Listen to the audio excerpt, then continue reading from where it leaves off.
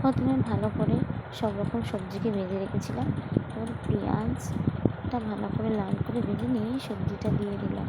তাতে কাঁচা লঙ্কা কুচি, হলুদ, লঙ্কা গুঁড়ো, জিরে গুঁড়ো সব দিয়ে ভালো করে ভেজে নেব। ভাজতে ভাজতে দেখো লাল হয়ে যাবে, তখন মশলাটাও ভাজা হয়ে যাবে সবজির সাথে। প্রায় হয়ে এসছে, লাল লাল করে ভেজে নেব।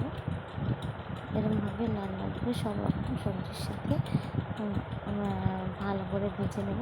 নিয়ে অল্প জল দেব, দিয়ে আরেকটু নাড়তে থাকবো। অল্প করে নেড়ে নেড়ে দেখো মশলাটার মধ্যে সবজিটার মধ্যে মশলাটা ডুবে গেছে। এইবারে প্রয়োজন মতো একটু জল দিয়ে দেব, জল দিয়ে আর মাছের মাথাটা দিয়ে আর চাপা দিয়ে দেবো। একটু জলটা ফুটে যাক, জলটা ফুটে গেলে একটু চাপা দিয়ে দেবো। এরকমভাবে সবজি আমরা রান্না করি। তোমরা কেমনভাবে করো কমেন্ট করে অবশ্যই জানাবে। দেখো কমপ্লিট হয়ে গেছে, কেমন হয়েছে জানিও। টাটা।